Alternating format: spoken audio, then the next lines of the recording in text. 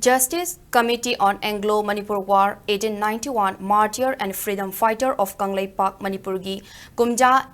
Lisingani Kunga Mangadagina Lisingani Kunganipan Fauba Thau Pugadabasing Tabaktagi Potharaba Historian Professor and Joy Komana Wasak Lokre Wasak Lobal Loeraba Matungda Manipurgi Seng Laba Kangla the Chatuna Tauniki Committee Asigi Chairman Joychandra Kontozamna Fongdokkhre Bada Isagi Laipakti Isana Kanjagadabani Haibagi Wakalda Ekogi Athoba Singna Maitibagi Akiba Yaudana Malemda Mapangan Kalaba British Loilam Sandokpa Singa Lantengnaki Indiana Kangi Madudi Manipur Hariba Laipak Asi Yamna Mathauna Laipa Laipak ni Haibasi Nong Manatraga Nong Madi India gi mathakta Wangang Lakadaba Laipak ni Maramasina Mapangal Kalhan Bayadi Haiduna Ngasi Fauba Namthaduna Lakli Ngasidi Indiana British ki Mathou Tamduna Chen Kuki militant sing Kaushinduna India government ka Su Taunaraga Manipur Lan Tawali Haina Maral Siki Indiana Mitei Amadi Kuki gi Marakta Buffer John Kaidoktuna Thamli Hauzi Kuki Amadi Naga gi Marakta Buffer John Amuk Semlak Payai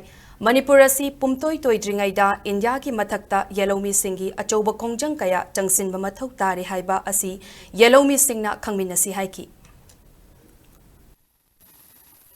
Mikha Pongador Sarputi, no motor where the Ning Tamne Hingi Haba, Adugonba, Matamduki Ning Tona, Message Pirambudo, Nasicho, I could Masam Suwa, I could not, Madu Puraga Surprise, I could get down away, I could Indiana, divide and the rule policy Toraga, I could the salary blessing as a Manipur labor, indigenous people, I could Puna, Amatu in a Punsalaga, Akanba, Iho Sagatpa, Matam Yore, Natragadi, Manipur Kang Kong Saibagi, people Lakani, Maramaduna, Manipur labor, indigenous people put them Amato in a Punjalaga, Indiagi, Mayokta, Akan, Iho, Tangai Padi, Simian the Tandri.